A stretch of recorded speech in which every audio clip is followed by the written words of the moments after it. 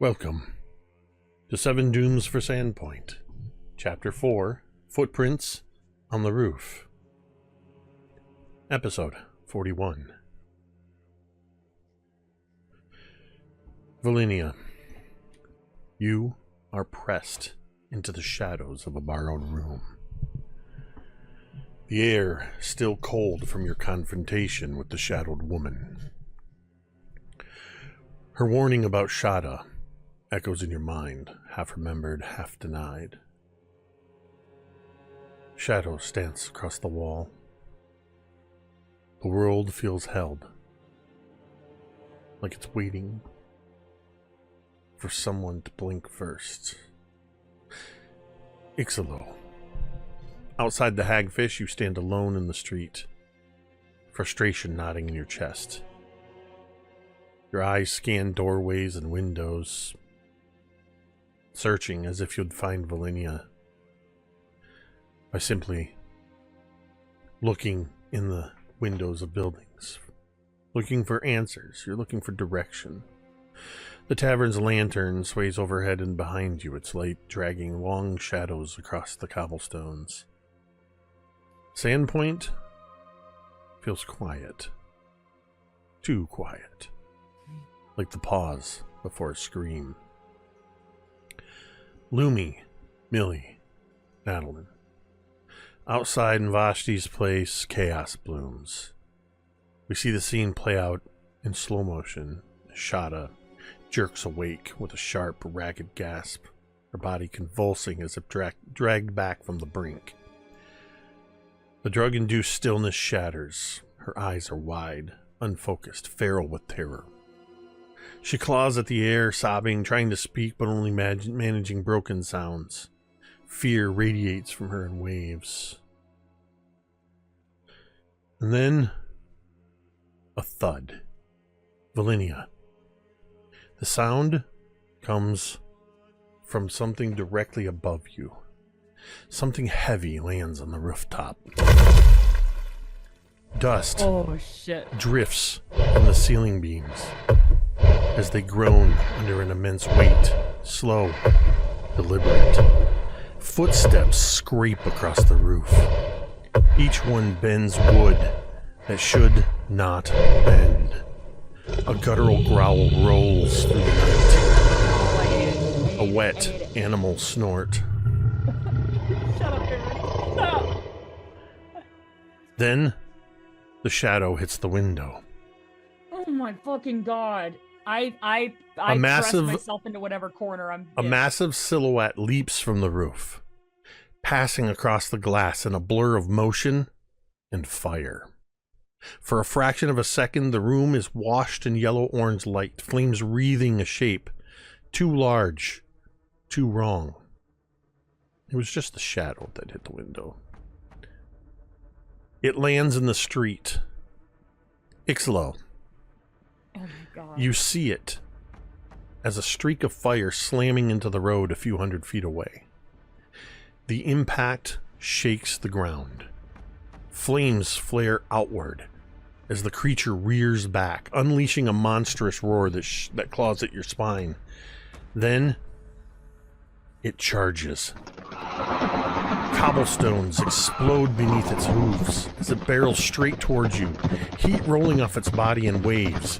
Each step it takes leaves behind burning hoofprints, iron red fire hissing and smoking in the grooves of the street, like the ground itself has been branded.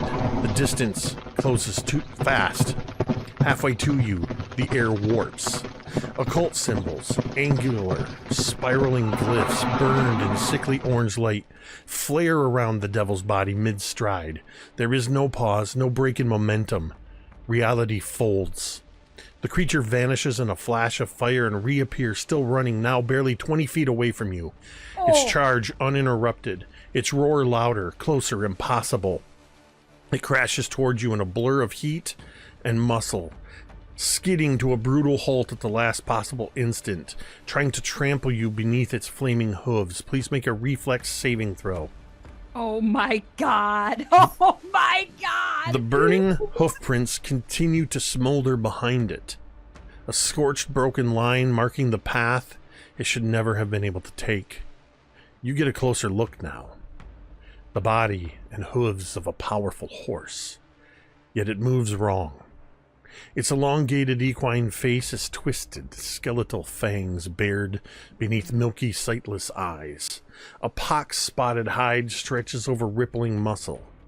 From its back coils a draconic tail plated in dark spines, and above it hang two torn bat-like wings still smoldering. In a perverse parody of humanity, it rises onto its hind legs, and it walks. Each step is slow, intentional, menacing. The crowd outside of Mvashti's place freezes. Guards falter, shields trembling in their hands as the weight of old stories crashes into reality. This thing was a myth, a warning told to children. Shada sees it and breaks. She screams, high, raw, animal, and scrambles backwards, tripping over her own feet as she scuttles towards you, Lumi, Millie, and Natalin, sobbing incoherently. The Sandpoint devil opens its mouth, and fire pours forth in a roaring gout of accursed flame. Make a DC... Nope. Make a reflex saving throw. Oh my god. All three of you. Heat engulfs the street. Shadows burn away as the flames crest. As the flames crest, the devil spreads its wings, beating once, twice, and it lifts from the ground. Those same occult symbols blaze into existence around its form once more, recognizable, undeniable. The air twists. With a thunderclap of displaced air and fire, it translocates, reappearing more than 100 feet above Sandpoint. Flames trailing from its wings as it lets out a final echoing roar. Then it turns and flies toward the hinterlands, toward Devil's Platter, toward the pit. Welcome back to Sandpoint. Icselo. Wow. Icselo, Yay! how was your reflex saving throw? You know, this might peak my luck for the night. 16 on the die for a total of 28. Stop. What a badass. Okay, so you are only going to take half damage. Actually, hold on a second.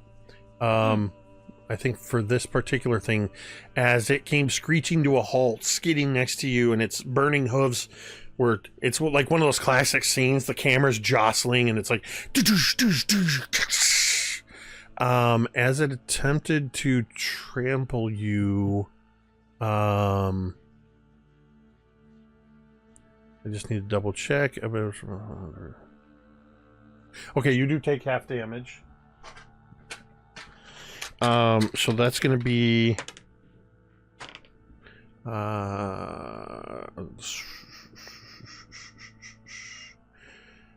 it catches you a little bit, so it'd be 19. So you'll take 10 points of bludgeoning damage as it attempted to fully stomp on you. Now the rest of you, I need, so each of you I asked to make a reflex save. So Lumi, how did you do on that? Not good at all. I got a total of 20. Okay.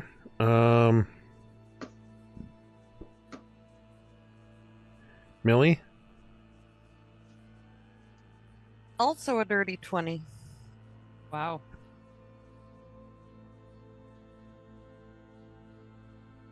Natalin? 27.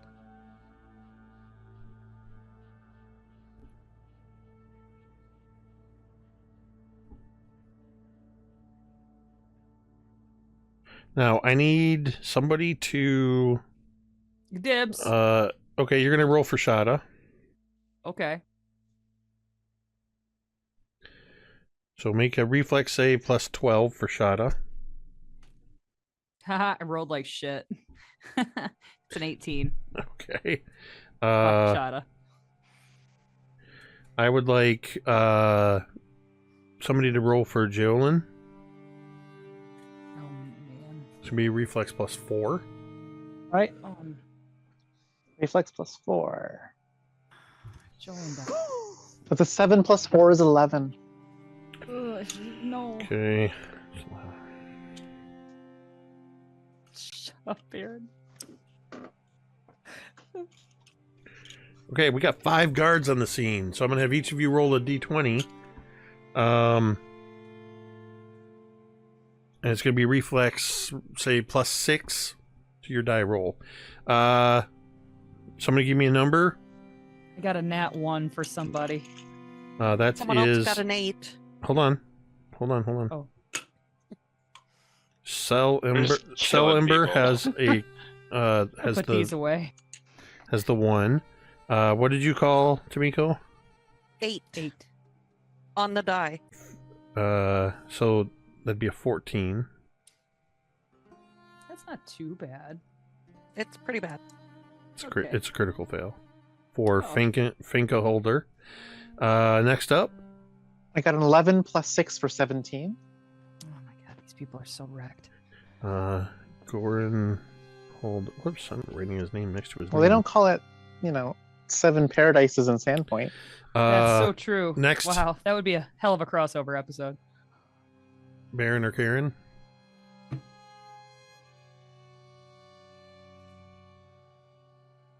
I rolled a 17 to keep my coworkers alive. So 23 for Mila Turn. This is all a team building exercise. That's I'm gonna get a And- call. They're gonna be like, "Hey, all your coworkers are dead. Can you come in early today?"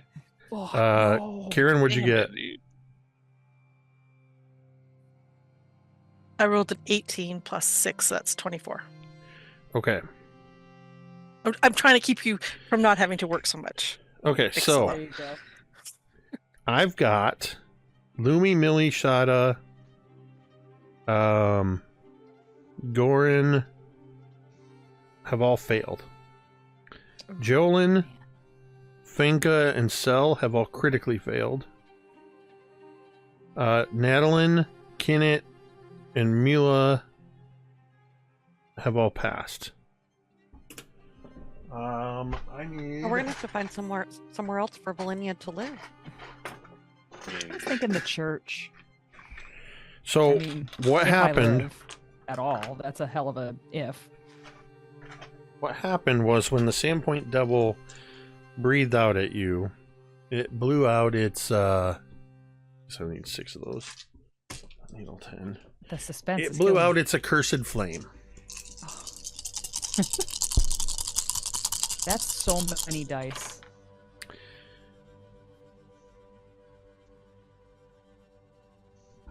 Oh It's god. 400 damage. Yeah, Jesus Christ. You can take double if you fail. No. No. What is the? Okay, here we go. So, those of you who passed, nobody critically passed. So, Natalin.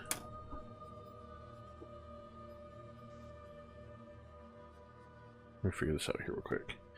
I just lost my number. 1 second. 9, 19, 29. 31 is the total damage that was rolled. Oh, So that's fine. Natalin, Mila, and Kinnit Rowe, you all take 15 points of fire damage. Hmm.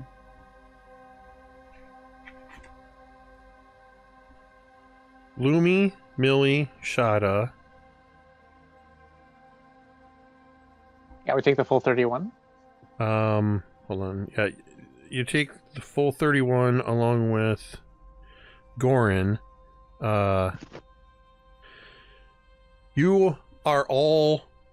This fire burns, but it's an agonizing pain that you all take the Sickened 2 condition. Oh. And now our critical fails. Oh my god. Jolin was a crit You don't fail. know that, Baron. You don't know that. Cell Stop. Ember and Finka Holder. So this is why I wanted to save the crit fails for last. As we're going to bring you back into the scene from the mechanics here. So our crit failures again, Jalen, whoever, probably, I think Millie, you were just talking to Jalen. You hear this scene as the Sandpoint Devil flies up into the air. They actually don't take double damage on in this case. For this very specific thing, they do not take double damage. There's a bunch of glass half empty people in the side chat here. It's not okay. So, Jalen is dead, burned to a blackened crisp.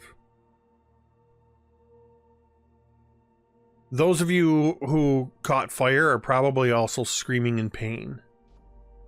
But that screaming pales in comparison to the screams of Cell Ember and Finka Holder. No. They are still alive. Oh. Their flesh is burned and charred with fractures of almost looking like angry red, almost molten skin beneath the charred. Oh. And they are cursed. Cursed. Beyond that, I will say no more.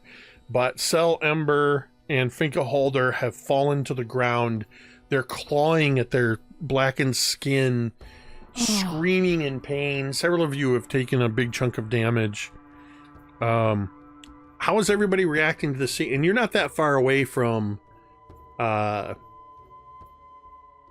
Vashti's. You could see in Vashti's place from here, just maybe less than 100 feet, Icselo. And from where you are, Velynia, I don't know if you would have run to the window to see where it went after it landed. If you didn't, you heard the roars and the sounds, and you now hear from the equivalent of like a block and a half away, you hear horrific screaming. Oh wait, how did Shada do again? I forgot to resolve hers. She failed. I remember you said you rolled really low for her. Yeah, I rolled like so it was like plus, I think it was like a 14 for her. I rolled a 6 on the die. I forgot what she added. Hers was a failure, not a critical failure. So she's also lost a big chunk of health as well. She's screaming in pain and fear, adding on to the fact that she has no idea how she got out in the street. There is chaos. People are starting to open up doors. The alarm is being raised from further up the street, and it'll be moments before more City Watch starts showing up. What is everybody doing in So this chaos? immediately after that fireball hits us and people are screaming, Natalin begins to cast heal. I'm doing a 3-action heal. So in a 30-foot emanation from me, I'm going to try to like move to, so I'm in the middle of most of the people. 30-foot emanation targets all living and undead.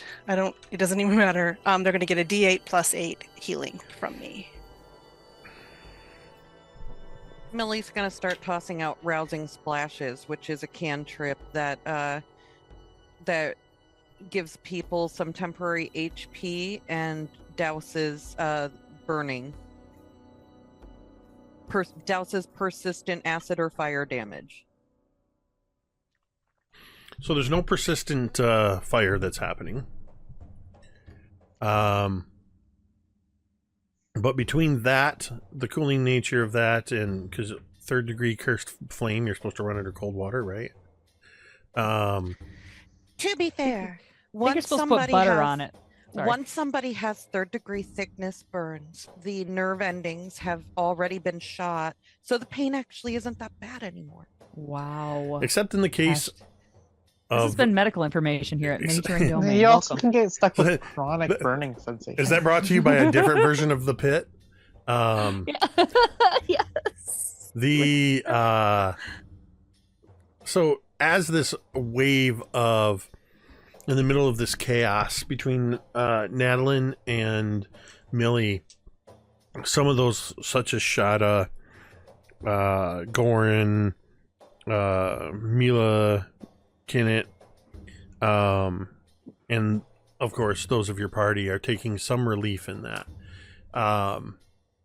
You still have the sickened condition. That's going to take the normal. Actually, I think that reduces per round, doesn't it?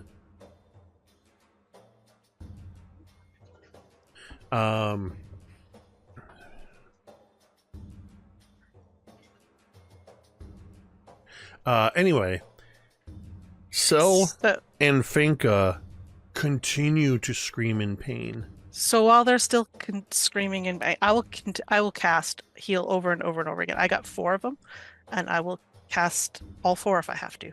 Mechanically, you heal them back up to full health, but their skin is still charred, and they are screaming in pain. They feel as if they are still on fire.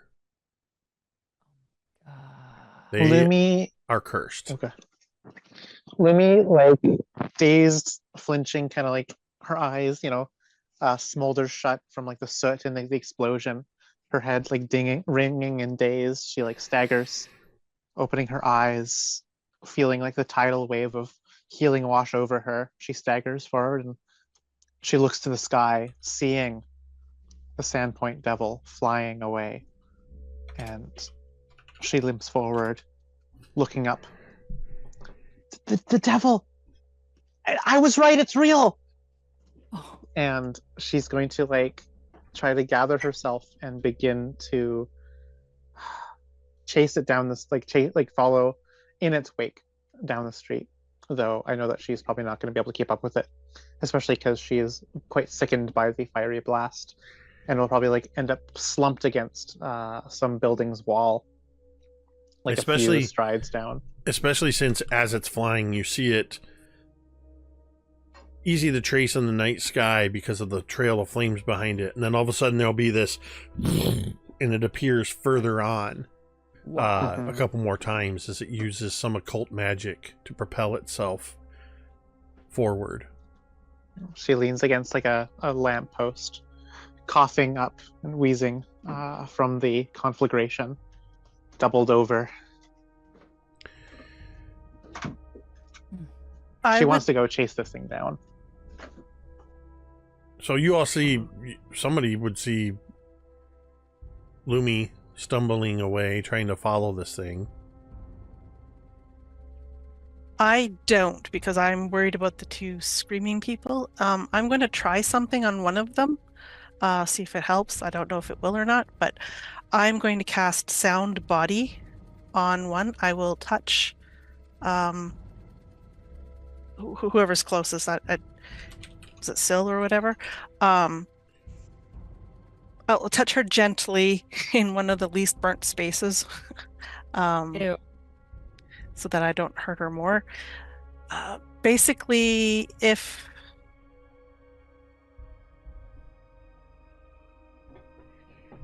I'm going to try sickened. I can't do a curse, but she's going to try sickened on this one. Going to try to heal sickened.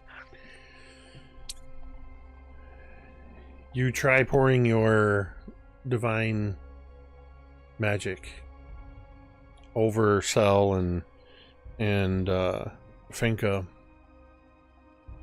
and specifically targeting Cell with this sound body. Yeah, I can only do one at a time. And there's moments where you see flesh start to appear red and raw, but beneath the charred blackness. And then it quickly overtakes again. And she continues to writhe in pain screaming and clawing at her own skin. Their reactions right now are acting as if they are still on fire.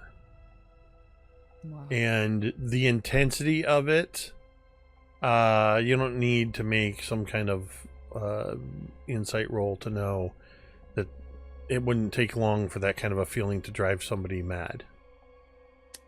Wow.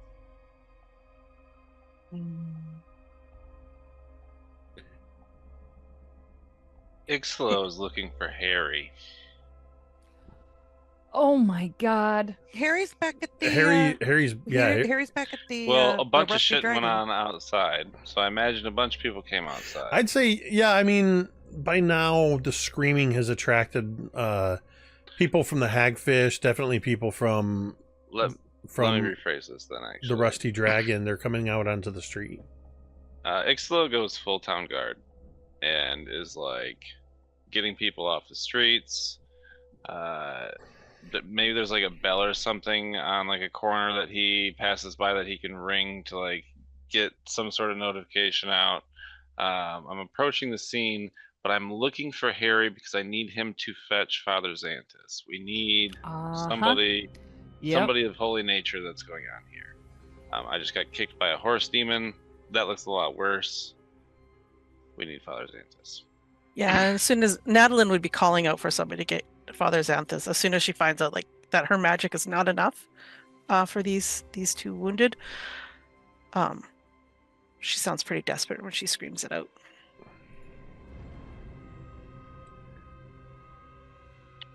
Let's see. You're able to raise the alarm, and it wouldn't take long. And Harry, I imagine Harry coming running up on the scene, and before he can even come to a stop, you're barking orders at him, Icselo, in full town guard voice, and you see Harry run faster than he's ever run before, heading up to the far side of town. It's gonna take some time for him to get to the cathedral, rouse Father Xanthus, and get back this way. Then I make a second request to anybody who hears me to fetch some ether. We need to make these people go to sleep. Sleep. Ooh, ether, you say? I don't know. It seems old timey, right? Yeah. Yeah. No, No, absolutely. I like the way you're thinking. I think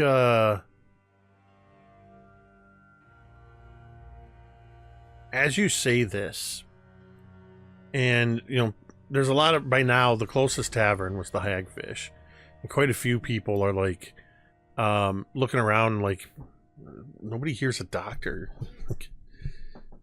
What who's gonna have ether on them?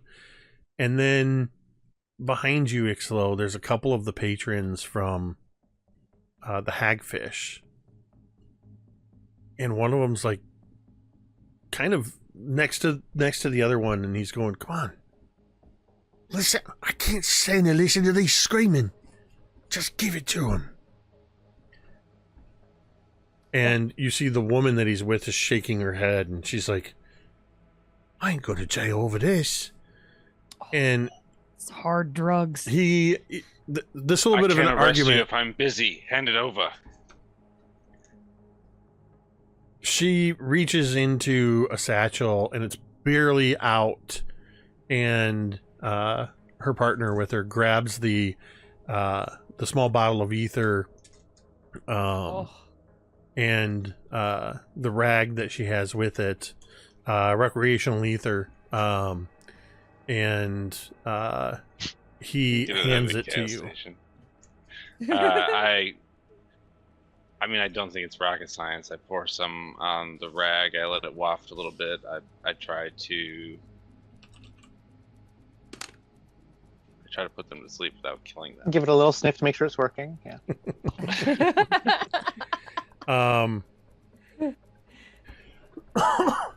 Yeah, I think this is a pretty basic thing, and especially Icselo being City Watch, you know about the recreational use of this.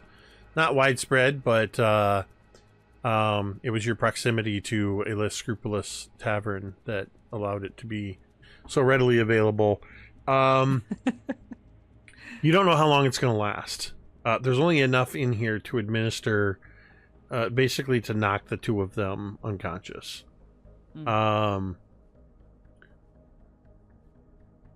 After I do that, I would take the closest person's coat and I would cover Jolyn.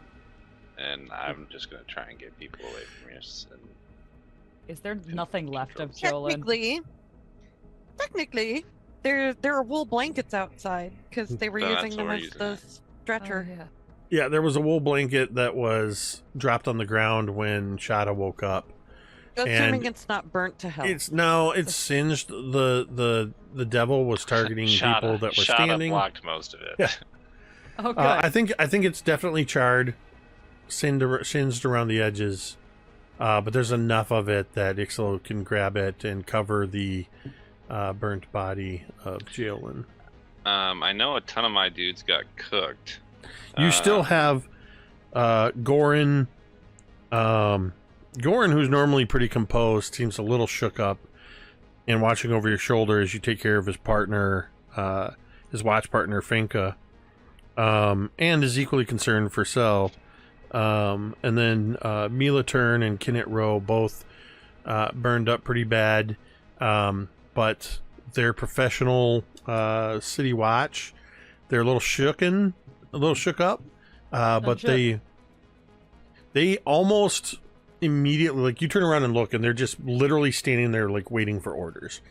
They've just accepted the rule in general is the first person to step up and in a crisis and take charge is in charge, and that was you, so they are following your lead. I would turn to them, see that they're doing their best, and I would turn to Millie. Is there any way we can get water, something to calm people down once the adrenaline wears off?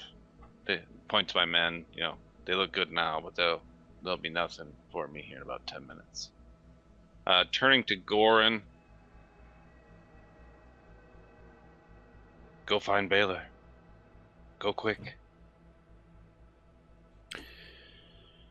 He just gives a solemn look back at the now unconscious Sel and Finka, and then he looks to you and just gives a curt nod, grabs his polearm, and takes off running. You hear the clatter of his armor as he takes off in the other distance.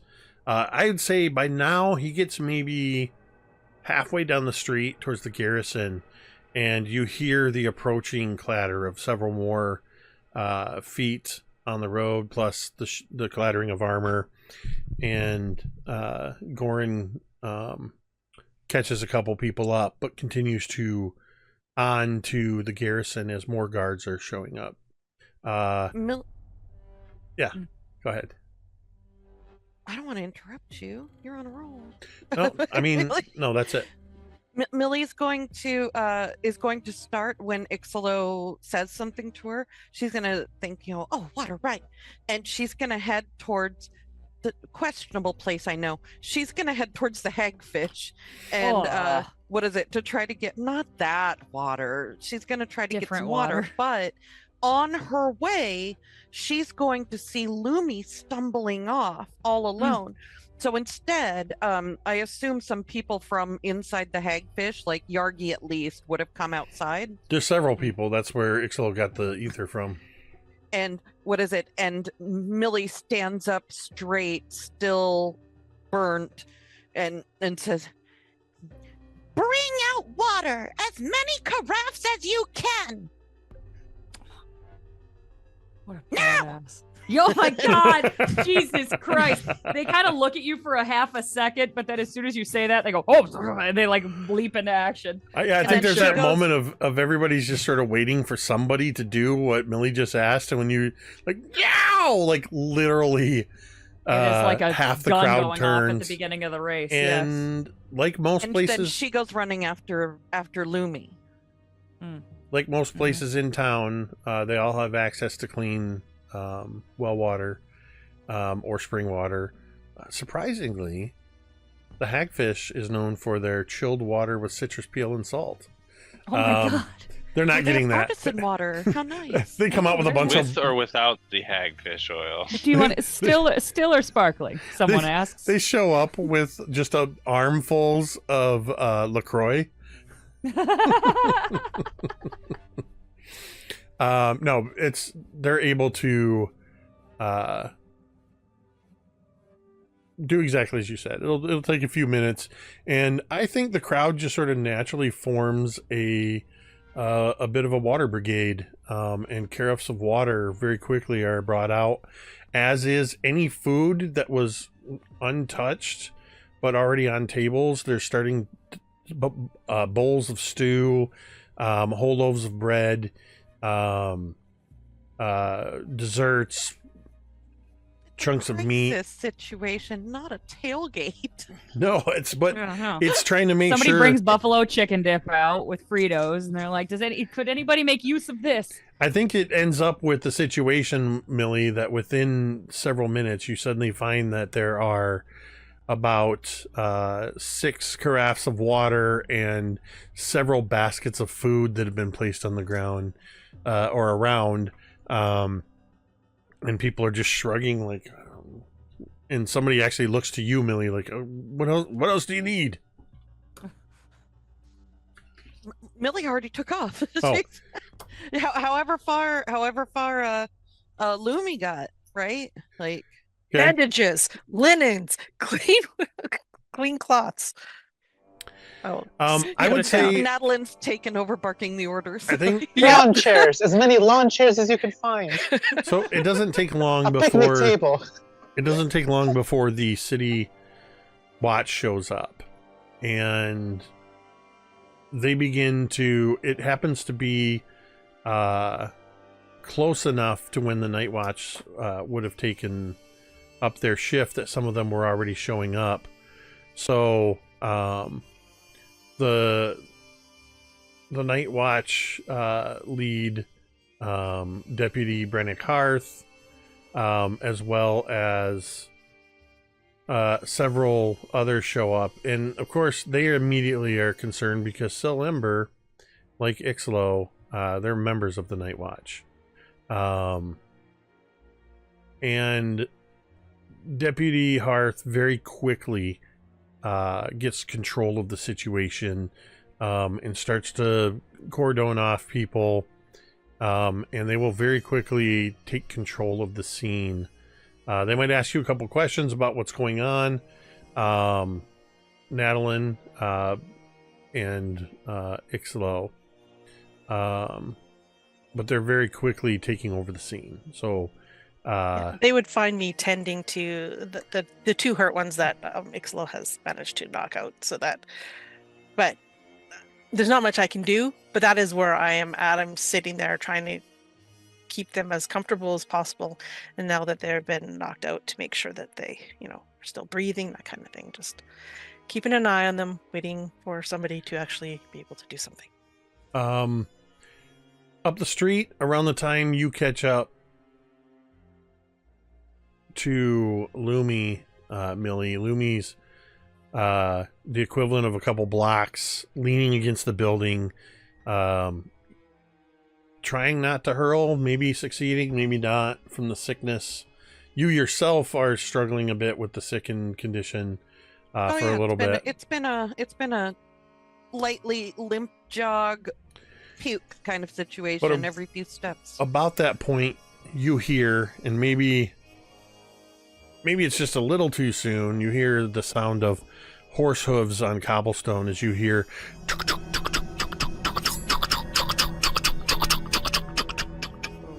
as you see Harry on horseback with Father Xantus charging down the street to arrive to the scene. But let's catch up with, before we catch up with Millie, catching up to Lumi, I want to know what Velynia's doing. By this point, I guess following the screaming and hearing the roaring, and if you looked out the window, you would have seen some of this unfold from your vantage point. So, if you don't mind, I think I as soon as this like thing came down, Velynia would be peeking out to see what's what. And upon seeing it charge, how much of this is she seen? Like what does she see, and what does she like? Does she have a perfect view of this whole incident? Does she know like? I think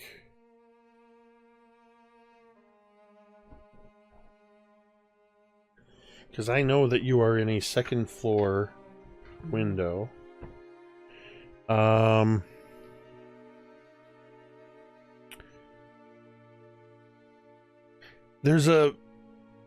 say that you saw it hit the ground and go charging up Market Street towards the direction of the market. But there is a building between you and where Icselo was. So you lost sight of it. The next time you see it, it's to the right of the building where you can see the market and the front of Mvashi's place, and you see the commotion outside of there. And the next time you see this creature is when it's walking on its hind legs, and you see it immolate some of your friends, Shada, a bunch of the City Watch, and then immediately fly off into the air, magically teleport, and take off through the sky. Okay. And then you see people immediately tending to the scene, see people writhing on the ground, and basically everything that's been described. For as much as you stay there watching, you see it unfolding. Okay. So this is awful. When Velynia sees it blow its fire, her first instinct is to grab her shit and go down there and help. But as I think she gets to the door of this room, she hears the screams start to emanate from the street outside. And something about that, like, it paralyzes her. And she just can't bring herself to go out there. And the screams are so terrible that she can't even tell like who they're coming from, or how many people are screaming, but she can't. And I think once again she kind of like retreats back to that corner that we found her in at the beginning of this episode, and just like kind of curls up and like pulls her knees to her chest, and just you see her sitting there for a minute in this terrible sound. And then I think for a little bit you see her kind of just put her hands over her ears. And that's probably it. Millie, you catch up to Lumi.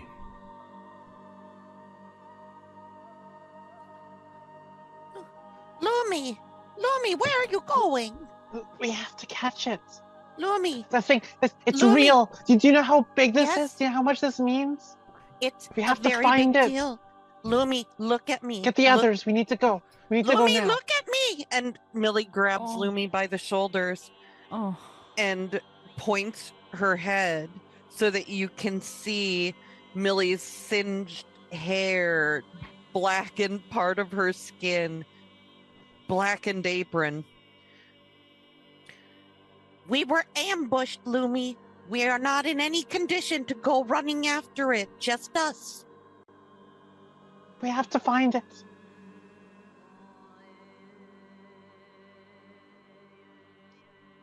Do you know how much people think that this is some myth, some urban legend, some rumored fake storytime creature? No, the Sandpoint devil, it's real. Yeah, I was that's what right. they thought up until tonight. Millie, I Lumi. was right. You were right. And Lumi, The what is hooves, it? While Lumi's talking, Footprints, everything. Millie is nodding, and also doing that thing where she's gently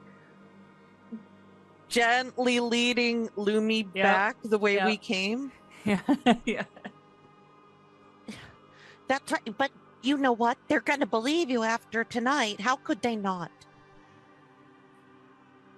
We have to. We'll get him, Lumi. We will get him. What time of day is it, Jake? It's night. Nighttime? Like sun, like beyond sunset? Well beyond sunset. I'd say by now it's probably somewhere in the well, the night shift came on, so it's probably around 11 p.m. Fuck, I'm late for work. Let's, Fuck. Better be getting overtime for this shit. let's have everyone else You're on gather their special things. We assignment. need to head out. We need to head out now.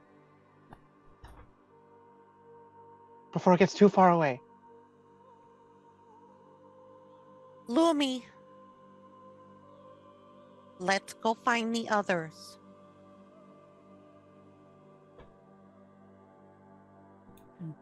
Let's go find the others. Oh, is that your father? Jesus. Oh, God damn Up it. ahead? She nods, but she's insistent that we need to head out. Heard, but still hurting. Mm-hmm. Yeah.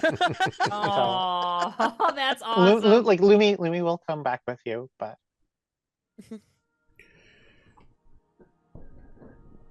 That is. As you head back that way, Father Xantus and Harry have reached the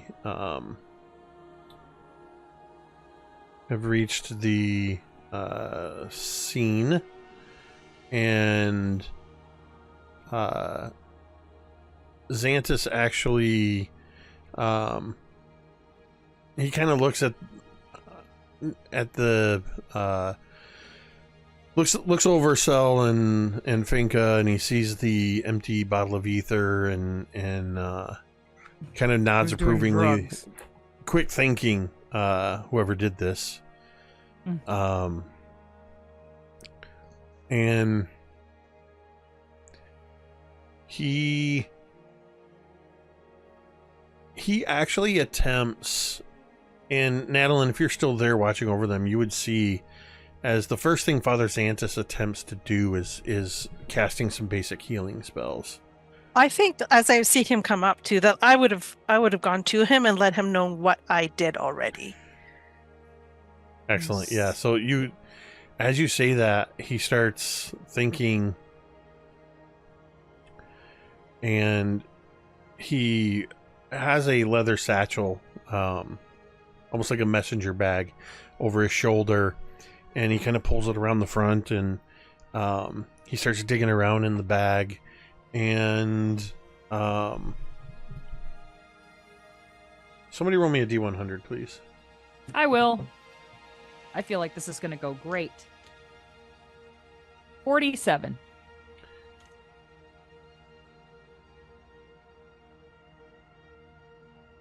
That looks cocked. Or is That that is an cocked. 8? I can't tell.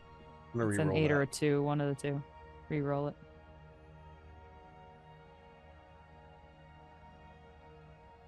29, and you got a 48. Somebody roll me a D4, please. Not it. I got you. It's going to be a 3. 3. Hey! Okay.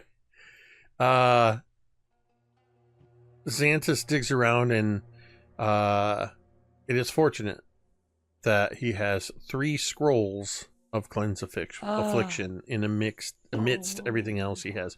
We have established that this is a spell that I believe he transcribed previously. Didn't you guys find a formula for cleanse affliction? Mayhap. No. I feel like somebody We found no, it was a formula for consecrate. Consecrate, that's yeah. right. Oh, Yeah. wow. Good pull. But the local priests, of course, I think it's fitting that he would at least have it. He just doesn't have it prepared because he wasn't expecting to have to use it. But he always has a bag of a variety of things, and he has these in here. And he is able to use the scrolls, and at first there doesn't seem to be any outward appearance that it worked. And then after a few moments, Xanthus reaches into his bag, digs around a little bit more, and he pulls out a small leather satchel that he unties a little bit, opens up. There's a variety of small tools in there, and he just kind of kneels down by one of the bodies and finds an arm, and he starts scraping away at some of that charred skin. And as it flakes away, it's very pink and raw, but there is unburnt flesh beneath the scaled charring. It's going to take some time for them to recover, and he says that he starts talking to the sheriff's deputy and making arrangements.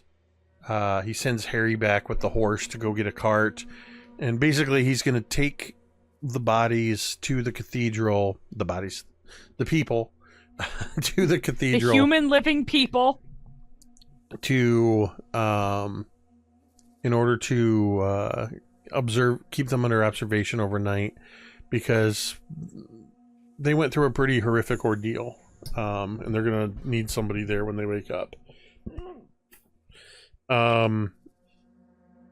He does walk over to where Jaolin's covered with the wool blanket, and he pulls back the blanket, and you see him kind of furrowing his brow as he's not entirely sure what he's looking or who he's looking at. And then he sees in the still in their hand, though charred, he sees that pipe and realizes who it is. And he says a prayer of last rites to Desna, with a footnote to Pharasma, as he prays over Jalen's body. This scene, you are able to linger here for as long as you want, but the authorities have this scene pretty well taken care of.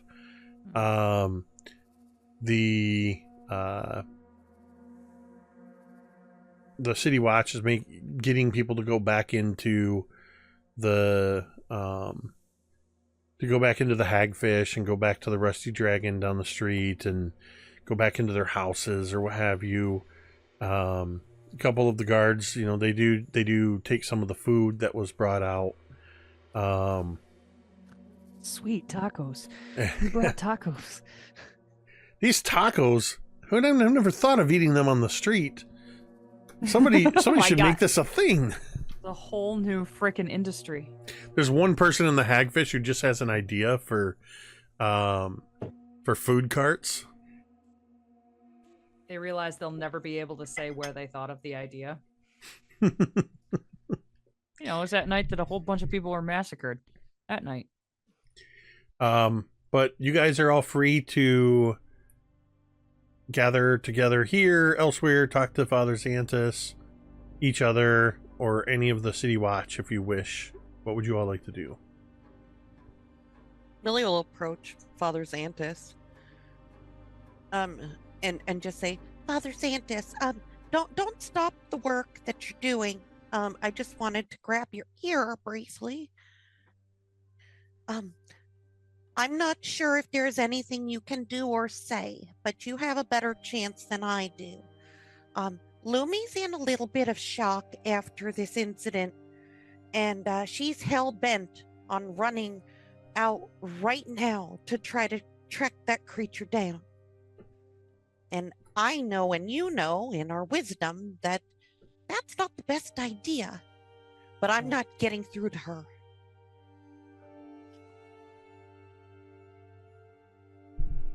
Well,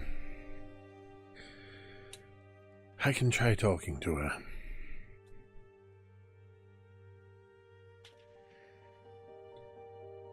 We immediately cut to Lumi trying to like convince one of the other party members to pack up right now and head down to the We pit. have to go. It's a matter. We have It's to a go. matter of time.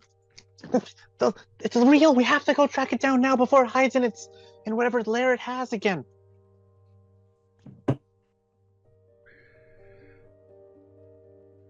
It's going to be a few minutes before Xanthus is freed up to go talk to Lumi. But you actually do hear some of the guards, even some of the night shift guards that just came on the scene. It seems that quite a large number of people saw, at the very least, the Sandpoint Devil flying through the sky. And the Night Watch coming on duty, seeing the scene they saw and talking to... Listen, Goran is a kind of a no-nonsense person. It literally says that he is direct and punchy. He's not one to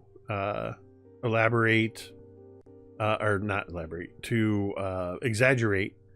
So when he tells the other guards what he saw, the Night Watch, they're more inclined to believe that he's telling the truth. And so you hear nearby, Lumi, people are talking amongst themselves things like, man, all those years it was just an urban legend. And, well, I guess that would be a rural legend here. Oh, stop it, you. It's Folktale. Folktale, Indeed, yeah. a But I saw it too. And I think you would hear bits and pieces of people saying that, well, if that's true, that means it's been living in the pit this whole time. Because the legends, the folk tales, and you know that too, the lore is that it calls its home, or calls the pit its home.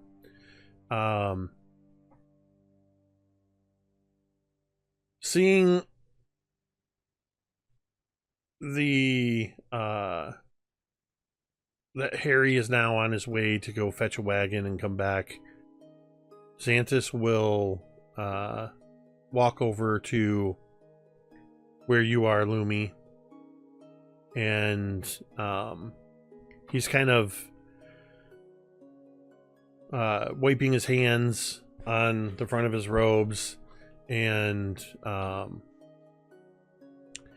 just walks over and he kind of looks at you and he takes a moment and he says, Lumi, dear, have you had anything to eat or drink? You're looking a bit pale. I had dinner. That's fine. I've got some stuff in my bag. I need to find the others. I can't find Icselo and I can't find Velynia, but we need to go now to the pit. Well, I understand. Why are you rushing? You saw it.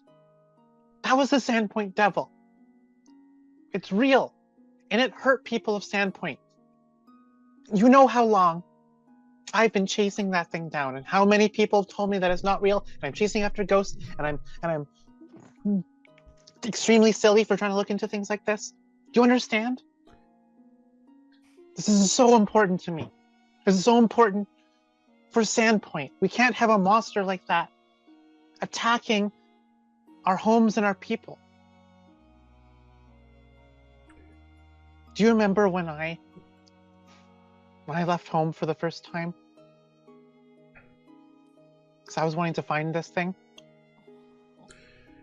And I came back home so defeated, so dejected, so demoralized, so beaten. This is my second chance.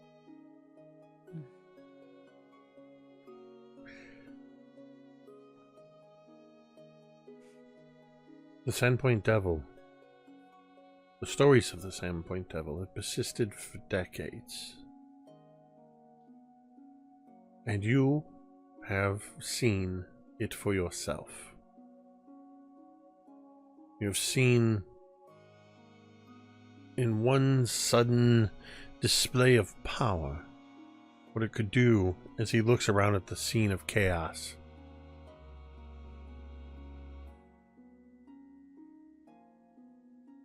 You yourself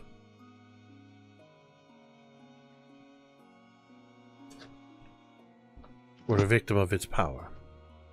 Were it not for Natalin's healing abilities, you'd barely be standing right now. That's why I want to get my friends to come with me. Which also means that Natalin has depleted some of her magical resources. Mm-hmm. Lumi dear, do you think, now that you've confirmed, you've seen it with your own eyes, that the Sandpoint Devil is real, and you know where it lairs, do you not think that it will be there in the morning? It might not. That's the thing. Why wouldn't It might be? not. It might attack Sandpoint again.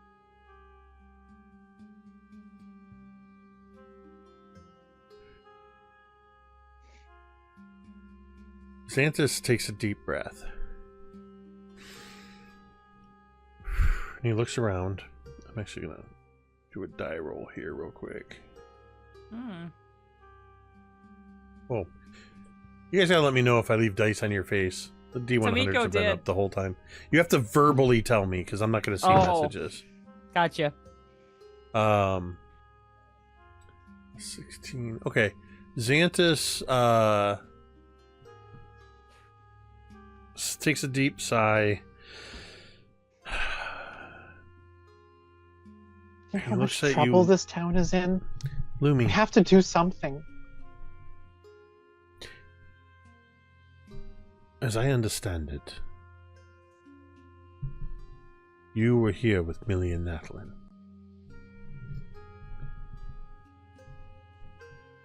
Outside of Vashi's place here. Lumi nods, wondering where this is going. Icselo. He points about 100 feet away towards the hagfish. I'm told was standing there when he was nearly trampled by the thing. And he turns and he looks down the street, and there's a meat market on the corner, and there's the Rusty Dragon. And he says, it came from that direction. Charged at Icselo. It came to where you were. And that's when it breathed its also awful flames. I don't buy much into coincidences. I find it difficult as a man of faith to buy into coincidences. Don't you think it a bit odd that when it shows itself here, it attacks the very people who are delving into its lair? Ooh. I don't know that Sandpoint itself is so much in danger of its attacking as you and your friends are. Then even more reason not to sit on our thumbs.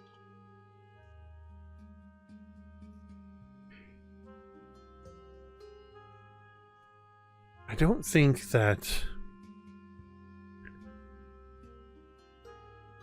Well, I can't claim to know how something like this Sandpoint Devil works.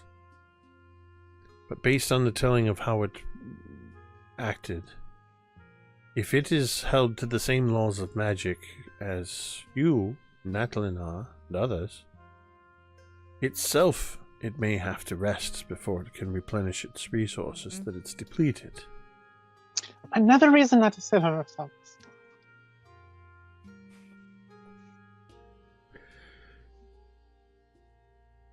Would you see your friends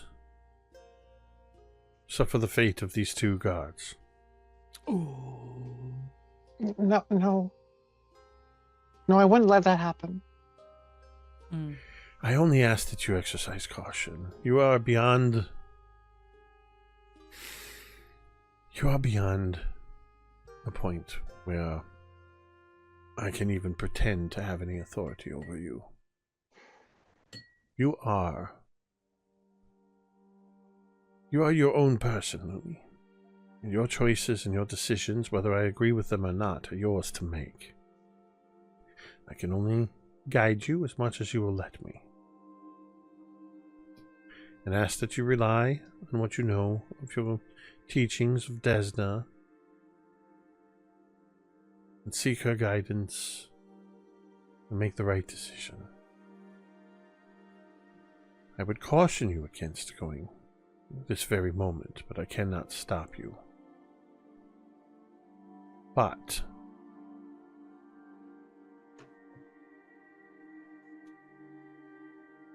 I don't think this town is in as much danger as you fear. I mean, yes, it did, unfortunately, take a life tonight and severely affect a couple of others, but that was caught unawares. City Watch is now aware of it.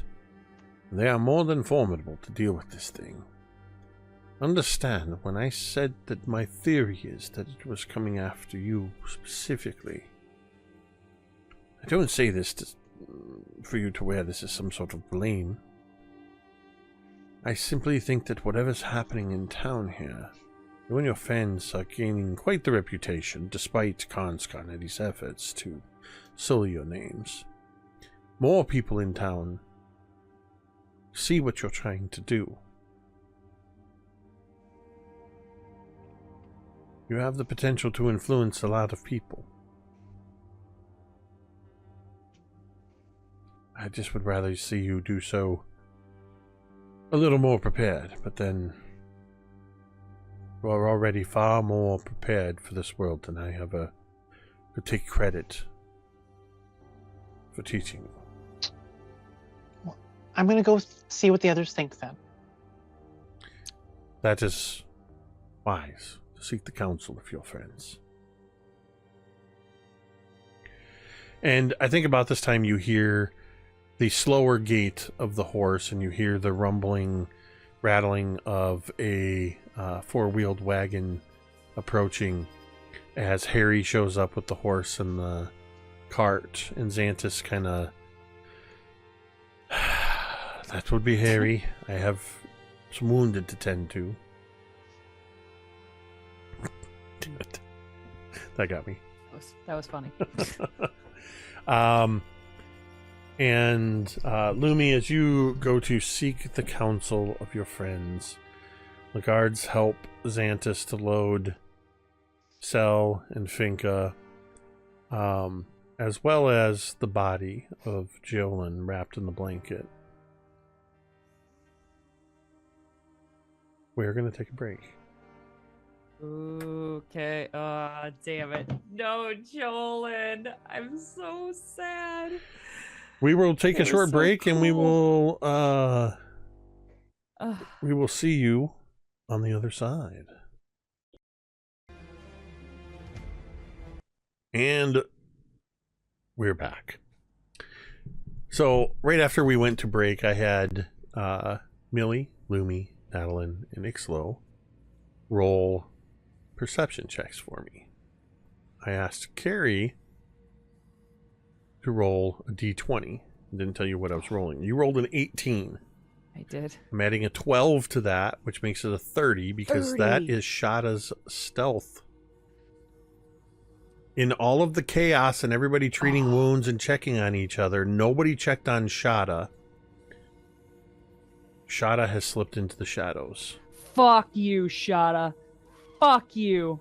Whatever. She doesn't have her pack or her dagger, so... This is true.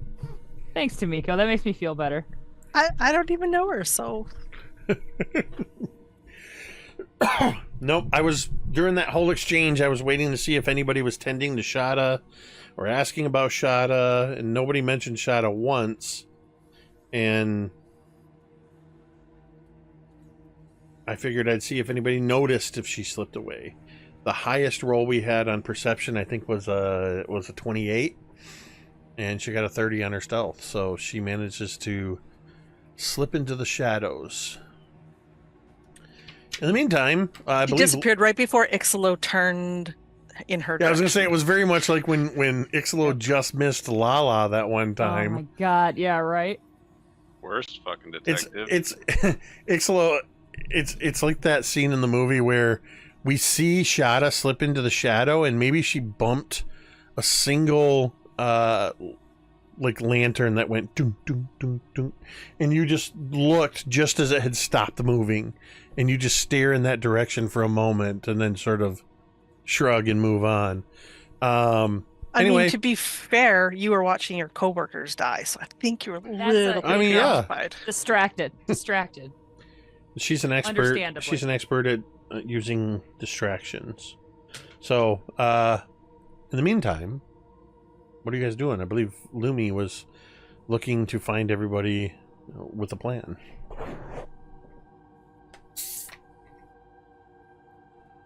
So Lumi's gone to check with Millie. I mean, Millie already gave her answer. Lumi's then going to go talk to Natalin about hunting down the dragon, so to speak. Yeah, I think you catch Natalin. She's kind of like packing up whatever remnants that she was using to help the people before they were taken wherever they were taken to get healed. And so she's kind of like packing that up and getting ready to head back to the Rusty Dragon when you come up. And Lumi, Velynia's still missing. I really do think she's been taken.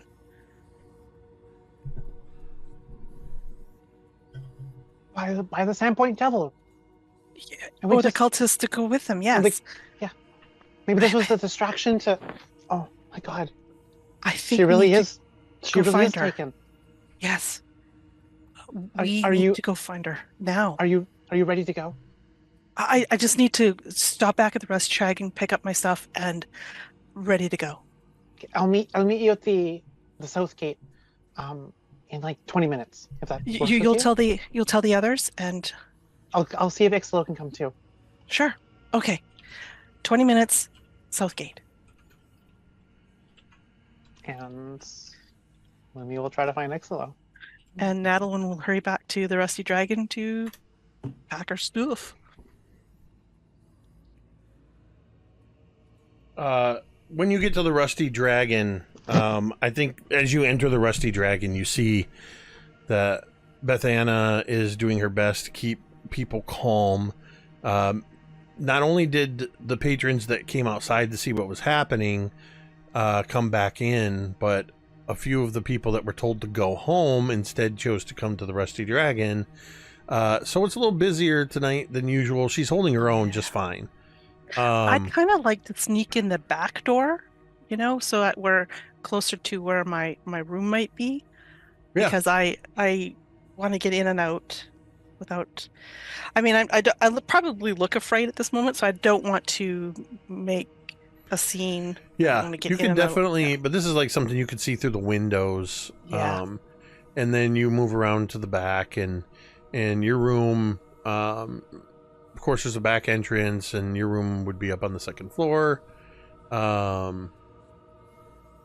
So yeah, you're able to go up the back stairs and get to your room. No stealth rolls required or anything like that.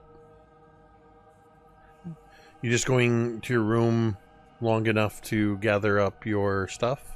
My backpack, yeah, all of my adventuring gear, which isn't much. Natalin, as soon as you open the door to your room, you see in the corner, over on the same wall as the window, a huddled figure. Looks like almost crouched in the corner.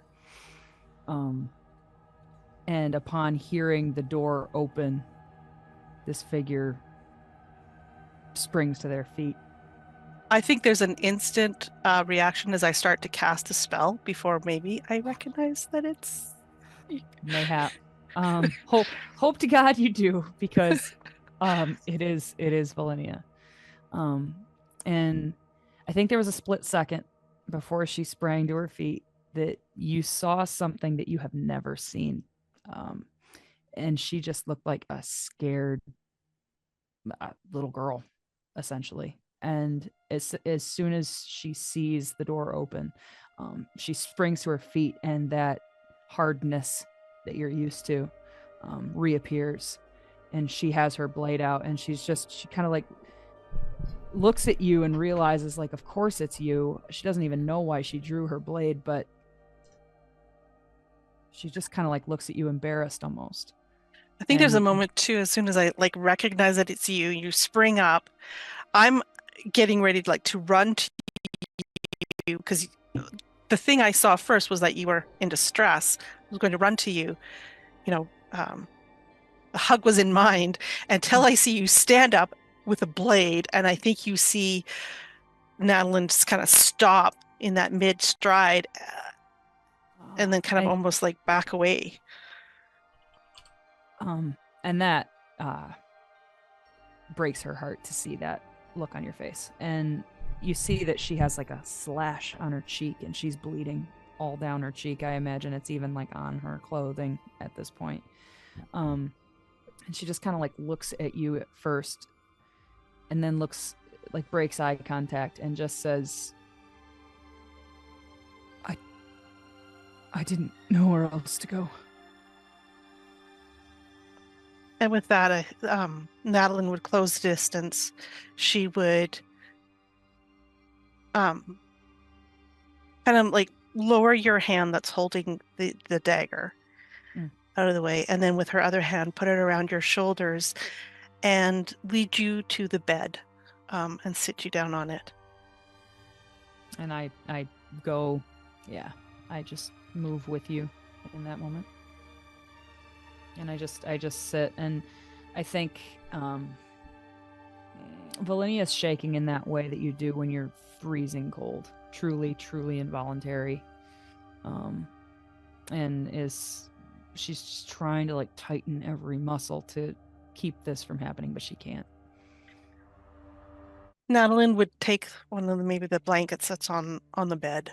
It's not a well-appointed room. It's very sparse, very minimalist, but there is a wool blanket, and she would take that and wrap that around your shoulders before she again puts her arm around you and holds you close, kind of like almost forcing you into like a hug somewhat, that side hug. Mm-hmm. I think she kind of resists it at first just because she doesn't want you to feel how she's shaking. But ultimately, like, this is the only thing she wants right now, is just like comfort and somebody. Yeah, so Natalin would definitely hold you close like that, and she won't like force your head onto her shoulder or whatever, but if that's where your head goes, she Sure. does not resist it at all. In fact, I think she would almost reach over and start to like not caress your hair, but just kind of, do that night the pat the mom would do to a child, really, at this point, like that comforting, just hold you. She's not going to say anything. She's just going to hold you at this point. And I don't think Velynia says anything either. She wants to ask, there's 100 questions. Is everybody okay? Did anybody get hurt? What was that thing? Like, all of it. But I think there's too many questions. And again, Velynia is really measured with what she is saying right now, because there's so many like questions that Natalin could be asking, like, where did you go? Why did you leave? Why did you take all your stuff? Like, this looks very suspicious, like all that shit. So I think for now, Velynia is just happy to sit in the silence with, obviously with Natalin, but frankly, just with anybody, with a friendly presence. Yeah, and there's so many questions going through Natalin's head right now as well. That's kind of why she's kind of quiet. She doesn't know what to ask, or she doesn't want to spook you off. Like, this is a little unsettling for her to see you this vulnerable. But I think knowing that she's got to meet Lumi in the 20 minutes down at the south. Eventually, I think maybe after like 10 minutes has passed, she would venture a word. You would notice in that time that Velynia has stopped shaking. Yeah, I think maybe that might be the cue that she decides it's okay to talk. Mm-hmm. We were so worried about you, Velynia. Lumi's meeting me at the south gate. We were going to go look for you. We should go there. Let her know that you're okay.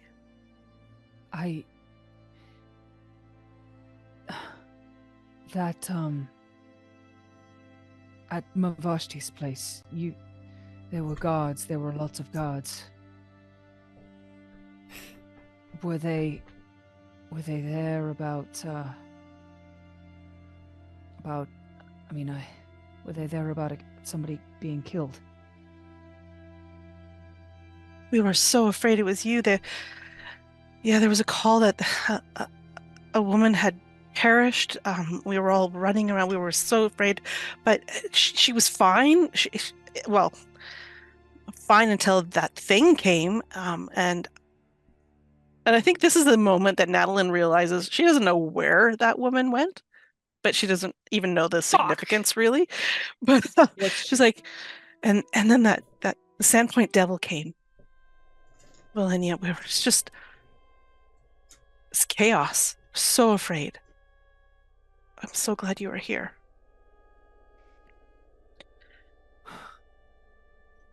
You were meeting Lumi at the south gate. Why? We figured you'd been taken by the cultists, kidnapped. Huh. And I kind of sit back and look at you, and you very much see at least a flash of the old Velynia, and like you see her kind of like look at you, and you're like, you think I was taken by cultists? You don't give me enough credit. And I like, kind of I stand think up. Natalin blushes, right? Because she's like realizing how it sounds like. There could have been so many of them. I would stand up and kind of like look out the window again, and I'd be like, "Oh, I wasn't taken by cultists." No, I can see that. And But Natalin does not even bother. She will not say what the elephant in the room. She will not discuss it. Like, if they didn't take you, then where did you go? Like, she's not saying that. Right. No, I think Velynia is very aware of the elephant as well, but she isn't ready to talk about it. And so I think she does keep like dabbing at that cut on her face, which looks fairly deep. And she just says, "Well, I wasn't taken by cultists, so I also don't think it's a great idea for me to be out and about. I mean, it wasn't me that got killed in Mavashti's place, and I know it's not exactly high on everybody's priorities list right now, but I did take all my shit. It's probably going to look like I was the killer." Even though she wasn't. You said she wasn't dead? No.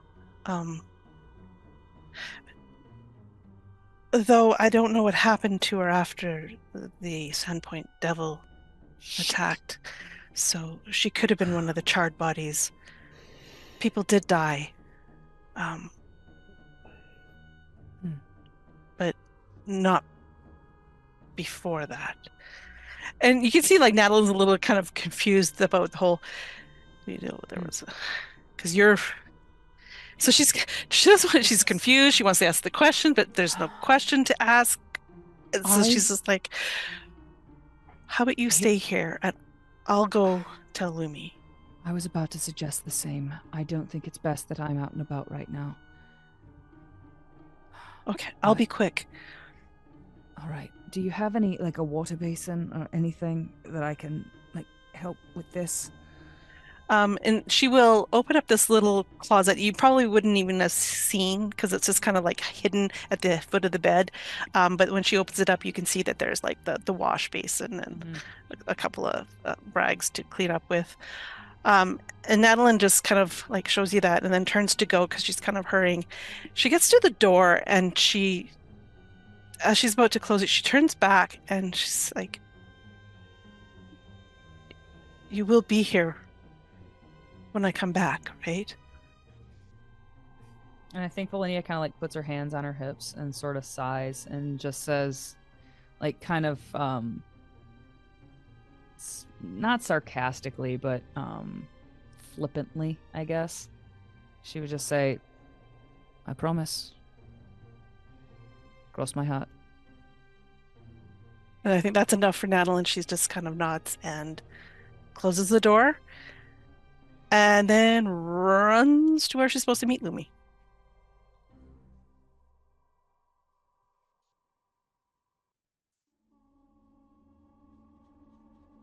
In the meantime, I would have asked Icselo if I could find him. To get all like, hey, how do you feel about going to hunt a monster at 11 p.m.? How you feeling? I have a Monster Energy drink, and it's time to go. I found these beans. If you chew on them, they make you go really fast. You would find Icselo. He's probably, you see him, he's still in his like casual clothes, but he's wearing like a tabard of the town's guard that he's just like taken from one of the other guys and put it on in the meantime. He's probably sitting like on a curb or out front of the hagfish or something, and he's just got a glass of water, and he's kind of sitting there burning off the adrenaline. Lumi approaches you, and she didn't really know how to broach this topic because Lumi and you haven't really talked too much. She's like, hi, we're off to hunt the monster.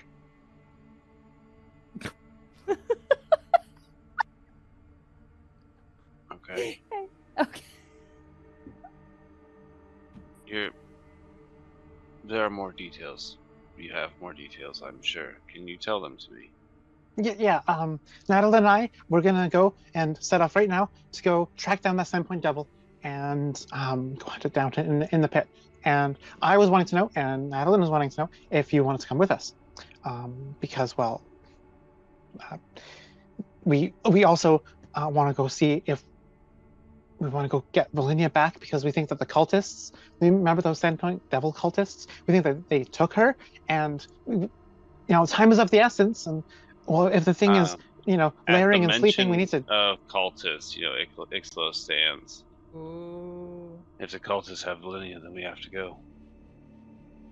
Oh, she's surprised at this answer, seeing that you're like, you don't seem like the kind of guy that wants to go adventuring ever. She's like actually surprised. Thought you'd be the hard okay. sell. Well, yeah, right. I Okay. would have to get my things. Yeah, in 15-20 minutes at the south gate, we're gonna head out. We'll wait for you though. I'll be there. And I'll go. I'll get my things. Lumi's gonna go dash back to the little post at the southern gate into town, and like where the bridge is, and wait for Natalin to turn up, because I think that conversation was really quick. So Lumi's probably there first. What's happening with Millie? Well, I already know the answer with Millie. Millie said no, so I'm not going. Okay. What's happening with Millie? It was a question directed at Millie. Oh. Yeah. Everyone except Millie answers. Millie's still on the scene, like, Yeah. what is it, like wrapping all of this shit up, and she looks up and everybody, like, what is it, Lumi's gone, Father Xantis is gone, she assumes Lumi went with Father Xantis, Natalin's fucking gone, Icselo's gone, she's like, no, well, what a day. And heads back to the White Deer. Yep. People are gonna want a post party after this. Half off apps after midnight. This is Lumi's bad decision, so Yep. like. Yep. Everybody was worried about leaving Velynia behind. Mm. All of a sudden, Millie's like, Well, I mean, in all transparency, Icselo has no idea where Velynia is. That's a good Yeah. point. I know where Velynia is. Icselo. course. That's I also know where Velynia is. This is gonna be a fun one to. So I course. think Natalin would show up to the south gate to find Lumi there, but nobody else at this point. Well, I'm just wondering how quickly Icselo would get there if he was just going to get his Ixelo's stuff. got to go to the north end of town Yeah, to I get his gotta go stuff. He's got to put his across town. armor on too. You know how much armor it takes to Oh my put on. God. You know. I'd Oh, say okay. Gotta be at least one Ixelo's got squire like a involved. half hour or so before he's has to gonna do be his back. hair. Perfect. Do his hair. You gotta do his hair. You gotta Yeah, you can't just go into the pit all willy dilly, you know. Now Gotta it's look these good. girls. get dressed for success. You I gotta know. oil these Yeah, right. girls. Look good, you feel kidding good. me? So yeah, so I think Natalin would be coming up to the gate quickly, Lumi, and you can see that she doesn't, she doesn't look much different than when you last saw her. So like she went to get her gear, but where is that? Immediately when you're like within like talking distance, Lumi would be like, Ixelo's coming too. Oh, great! I found Velynia. You found Velynia? Mhm. Uh, She's she's fine. She okay? She's fine. She hurt? No. Well, What? This is Tamiko's Mm-mm. reminder that Velynia took a natural 20 strike from Yeah. Lala at the Old Light. Yeah. So Yeah, Velynia's hurt, all right. Oh, face damage. And in my 30 damage face. straight to the 30 damage straight to Visibly? the face. And otherwise hurt. yeah. Natalin doesn't like to So- gossip though. No, so that she's just means fine. That's her business to talk about, you know what I mean? So that means that she wasn't kidnapped by the cultists then. But No, she was actually quite offended when I thought she was. what? When I said that we were so worried that she was captured by the cultists and that's why I was coming to meet you, she just, you know how she looks. She just gave me one of those looks, and Oh yeah, that look she gives. I Yeah. felt so bad. But Well, this is a bit awkward, isn't it? Well, you're still down to. We need to still track down. well, we should wait for the other two. At least let No, them of course. know. Yeah. Ixel should be here any minute. And Millie? Well, last time I talked to Millie, she was adamant to not go. And I'm kind of scared to go talk to her again and bring it up a second time because. Well, we should at least let her know that Velynia is okay. I'm sure Oh, of course, she's worried. Yeah. Silly me, of course. Yeah. Okay. Can you do that? My Sure. God. So I will go let Millie know. And you wait here for Icselo to show up. And then go to my rooms at the Rusty Dragon. And I'll meet you there. But Ixel's meeting me here. Oh, wait until Ixel gets here, and then when Ixel gets here, I take him to your room, and then wait for you back at your room after. Oh, I understand. Yeah, absolutely. Yeah. And don't be. Velynia's there.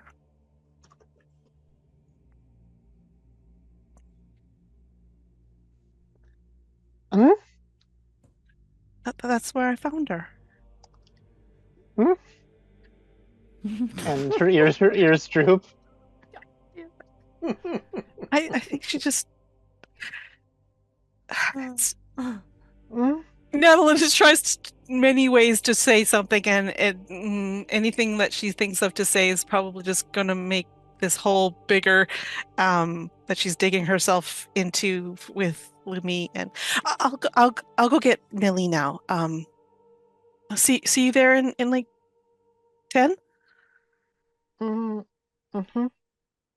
If you're going across town to the White Deer, it's gonna be more like 30. We're just fucking running around town. that's what's in there. Us, I'm gonna somewhere- get back.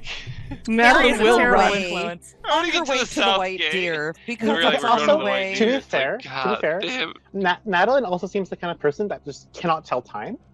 like is very time blind. It's like, yeah, I'll be back in 10. I'll be And it's back in 10 easily like a minutes. 30-minute trip. 2 hours Right, later. no, yeah. 2 hours Yeah. later. While you guys are zip zapping around back and forth with all this communication and recommunication, we just get this one intercut as Natalin takes off at a hurried pace to run across, trying to catch up to Millie.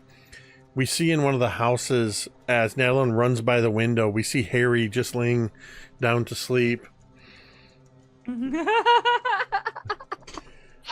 Safe and sound that he's done running. No. A He's huge done a good sack day. of silver coins. on After his- today, though, Bro. I think Harry's got some ideas. I'll just say that. Oh my god. Yeah, he's gonna be the taco truck guy. He wasn't the taco truck guy. Okay. He's gonna be bringing Sandpoint food wagon. Harry, Yep. no, he's gonna start DoorDash though.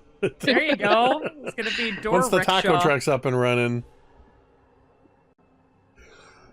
So, yeah, On so her I way think to the white Natalin, deer. Natalin will be running to the white deer. I don't know if she's catch Millie or not. Go ahead, Millie. On her way to the white deer, Millie is going to stop off at the cathedral because she's already narked on Lumi once today. Why not keep this ball going? Yes. So Couldn't agree she's more. gonna pop in to talk to Father Xantus to see how Lumi's holding up. Like, Mhm. Well, I'm leaving the barracks and I look over and it's like, Millie? What are you doing up here? You What's kind of he look doing? and you see Millie starting to walk up the front to the cathedral. Amazing. Love it. Do you actually would you interact with her, or would you let? Oh, 100% Yeah. have I seen her. I was just kidding, but it's like the No, I think Scooby, it's like, fair. the I believe it or not, I'm keeping rough track of where everybody is. So we have a moment where we look at each other and Millie clocks that Icselo, you're coming Yeah, I'm- from the barracks or going And I'm to? also fully armored now, fully Uh-huh. geared up, coming from the barracks. and you're Hey. not. Oh, hi, Icselo. Are You look like you're going someplace. Are you not going to look for Velynia? Not tonight. No. What are you doing? Going to get some rest so we can get an early day tomorrow. That's a good idea, but I was told Velynia Where was are you taken- going? Lumi told me Velynia was taken by cultists. I figured time was of the essence. I had to run. I He's can't in fight full armor. anymore. Clank, I cannot clank, fight clank, any more clank. devils without a weapon. Oh, Lumi!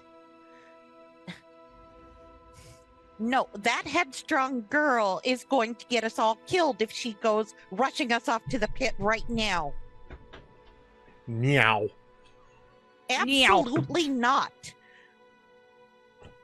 And Millie puffs herself up and goes, "Come on, Icselo." Yeah, Icselo deflates. There's this shift, and it's like, Come on, Icselo. I'm gonna Yeah. go give her the what's for. Trauma or no trauma. Oh. okay. Oh my god, this is gonna be brutal. I'm This is gonna supposed be. to be meeting her at the south gate. Well, that's where we're going then. Oh God, this is Come terrible. Dude. Now you got to walk all the way Young across lady, town. you get Yeah. back here! I gotta walk across town with angry mom. Oh my god. She has And- got a piece of your tabard in her Yeah, hand dude. and just dragging you. Like, no, this is not good, Mav. Not good. I'm just picturing suddenly like an anime version of Millie with her fist, arms straight, Yeah, fist she's tight, just, like, straight really walking with the little angry icon above her as she's storming along. And you just see windows on the street opening up, and then and people see Mad Millie walking down the street. Ixelo's behind her is like a nondescript nub that's like shades Yep. of blue at the top. Yep. It's like Duel at Dawn. Like, people like are shutting their shutters and shit. Like, And Do I After meet them on the way then, or have I already made it to the White Deer before they come back? you've gone back to the wait. No, so yeah, you would run into them as they are about halfway down the street, and you just see angry Millie stomping towards you. With I Icselo think that in I tow. don't clock that at all. I just see the two of them. I'm relieved, and I'm like, found Velynia. You found Velynia? Wait, what? Where? She's in my room at the Rusty Dragon. Where in the heavens was she? In my room at the Rusty Dragon. All of this time? Well, I don't know. I wasn't there.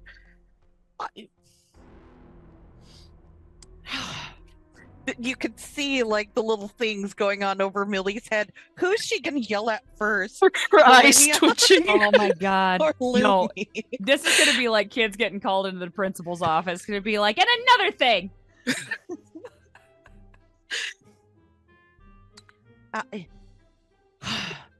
What are the odds that either of those women are gonna stay put? Velynia promised me she would be still there when I get back. Did she? She did. Cross her heart. All right. Holy shit, I dude. did. Oh You're my so god. fucked. Millie is so You guys are pissed. fucked. We're all We're fucked. gonna go get. I'm we're good. gonna go get I'm fine. Lumi, and by Siren Ray's ass, she had better be at that gate. Oh my god, dude. Oh my She just fucking took god. Saren Ray's name in vain. Yeah, this is bad. This is I so think bad. that's at the moment that Natalin realizes that Millie had not signed off on this at all. She does not approve. And I think at that moment she's like, No one had their permission slip signed. No. oh no. Oh. And so I think that she's just kind of maybe she's now following Millie, who's probably like walking quickly with purpose. And she just kind of walking, she's Natalin walking and with Icselo Icselo. have fallen in behind Millie. Yeah. And Natalin just kind of Ejected. gives you like looks, everyone's like, oh shit, what's going on? Like, are we in trouble? I'm not. So I didn't do anything. I just can't laugh when someone So- else gets in trouble. Oh my god. Amazing. Excuse me, Natalin, are you going to back to the gate with them to confront Lumi? Oh my god. I mean, do you have a choice right now? I think I do, because I am also afraid now of Lumi, or Lumi. And I am very sure. I have faith in Velynia when she said she promised to be there when I get back, that she will be there when I get back. So I'm going with them to Lumi. I just imagine Velynia using the little water closet. Yeah, To cleanse Velynia the is wound. shirtless by now. She Mhm. has her like bindings on still, but she is muscled and hot. And You found a she's, like- sewing kit Like, no, to she's sew up your she's gash. Let me washing her rephrase that. face. To She's sew up the slice across your face. Velynia's a dock worker. She uses a fish hook, probably, right? yeah, Like, she is like in a mirror, like putting a couple of stitches in herself. This is gross. You totally would have found a sewing kit though. Like Natalin Yeah. would have had that for sure. Yeah. Fun fact, Um, you would know this, Velynia, that even if you receive magical healing, the Shadow Blade is going to leave a scar. a scar. That's probably You have fine. a permanent scar across your face. Yeah, that's about right. Natalin, do you have any liquor in this room? I'm also gross and sweaty, Baron. I need to bathe. I haven't bathed. It's like Yeah, of course I need to take going to my the shirt off. I doctor. didn't I've wanna got a get cut my- on my I- face. Take off your pants. I have so many. Yeah, This is the like way Roadhouse the context you made that sound like I said something not funny. No. It was funny. So to answer your question, there would definitely be like the pot of water and the sponge, like a Yeah. actual sponge to clean Or yourself rag, with. whatever. Well, I'm talking like a sea sponge. There'd be a sponge. Oh, of course, there's a sponge. That's And perfect. And while you know that Natalin is not really a huge drinker, she does drink, but you do find probably a small little bottle of something strong on one of the shelves. Jägermeister. Yeah, something terrible. Like real strong. Or gin. We all It's know how Tanqueray. everyone here likes gin. So I think Velynia takes a shot of that and then also kind of like uses it to clean out her cheek. And then sews herself up and is just kind of in the room and kind of every so often like looks out the window. That'll do her. I'm impressed with how quickly this went from Game of Thrones to Keystone Cops. Yeah, I know. This is very Roadhouse vibes. About right now. 5 minutes or so ago, I switched to the more whimsical playlist with you guys going all over the Gotta back turn and it forth all over town. Amazing. Amazing. So we cut away from Velynia's action 80s action movie sequence Badass. of treating her own wound to Natalin, Natalin, Icselo, and Millie in the lead, approaching Lumi, who's just waiting impatiently at the south gate. Approaching the south gate. Is Lumi there, Violet? She sure is. She's waiting for Icselo to show up. Oh, how patient of her. Oh, Christ. And I think she'll see like a trio of people in the darkness. Like she has like cobalt vision, so she's seeing the dark pretty well. She like makes out the form, like, oh, that's Icselo. Oh, that's Natalin. Oh, that's Millie. And like she shrinks. She like hunches down, shrinks. Millie's posture is threatening. Yeah. Her knees are a little bit buckled in, and she knows something bad's about to happen. We get closer, and Lumi says, Lumi, tell me you weren't planning to go into the pit and not take me with you. I already have asked you. No, you didn't, Lumi. You said that you were fixing to go after the thing tonight, and I said that wasn't a great idea. Do you want to go down to the pit tonight? Not really.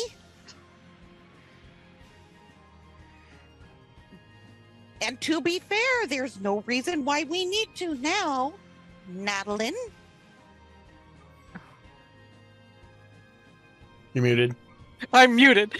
Natalin just keeps this looks at down at the ground at that and kind of, hands behind her back, just head down, staring at the ground. Listen, I just wanted to do good. I'm not angry with you, Lumi. I'm disappointed. Oh, that's so much worse. That's even worse. We're all in this together. Aren't we a team? Yeah. God, the That was the worst. That was the worst music cue. Aren't we a team?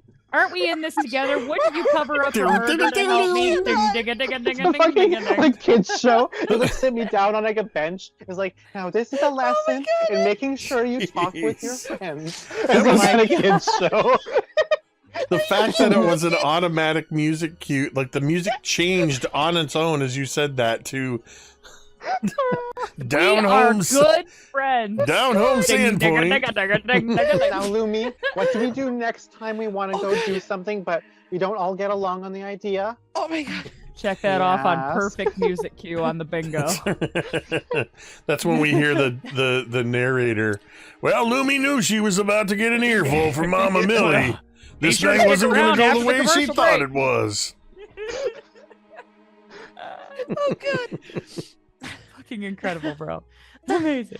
The point is, I absolutely would have gone with you. but you were ready to take Icselo and all armored up and Natalin just by them without even telling me.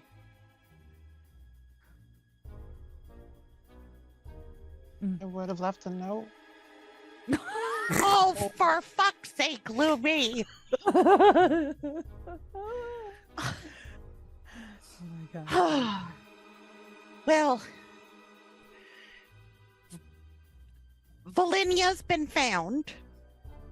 Yeah, I heard about that. I still don't understand. Really, I was supposed to go see her after Icselo shows up, and then, well, hi Icselo. Well, let's go find Velynia and see what happened. Natalin, lead the way. At that point, Nataline's like, Oh, I'm looking for an escape, please. Go. okay, this way. And I think Natalin is looking for Lumi, and would offer her hand if Lumi wants a little comfort with that. If not, she would just kind of go. And she wouldn't take your hand, Okay. but she trails to the back of the group, like a few paces behind. Yeah, and then Natalin would just lead in silence this group to the Rusty Dragon back entrance up to my room. I do think there's this moment as the back entrance opens, and it's from an area where Beth Anna just was. And she walks out carrying a tray of something, and she turns and she looks, and she does that thing where she looks and walks back, and then you just see her take a couple steps backwards in the frame and go, as Natalin and Lumi and Millie and Icselo all come in the back entrance and turn and head up the stairs. Does Icselo awkwardly wave? And she, No, I'm kidding. I mean, probably. Beth Anna Maybe. just shakes her head, and Why are we high schoolers now? I don't know. It's like, you're fucking You're all ripped fully on grown 2 adults. Mike's Hard Lemonades, and it is I past smoked curfew. a single joint. Yeah, and it is past curfew. We are fucked. 32. And a moment later, the entire party shows up. Velynia has a shirt on now.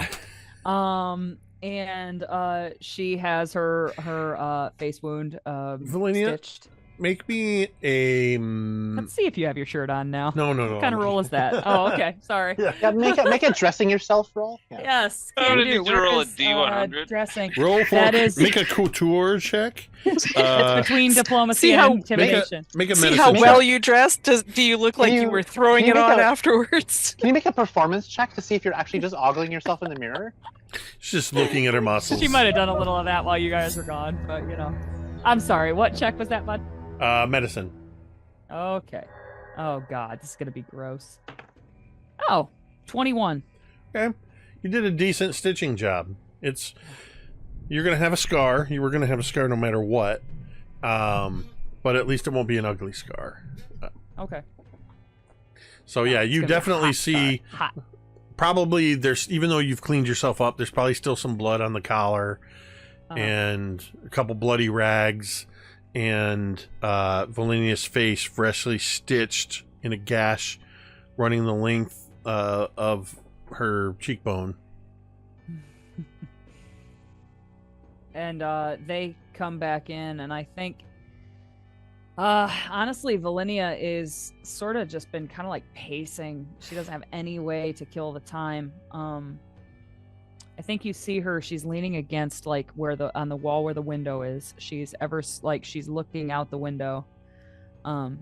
And she has her hand like on her hip, but upon closer inspection she has it like on her dagger. Well, Millie is gonna go give you a hug, Oh my god. And- It's like, and I think Velynia seeing you, Millie, specifically, her posture like softens, and she's like, "Hello."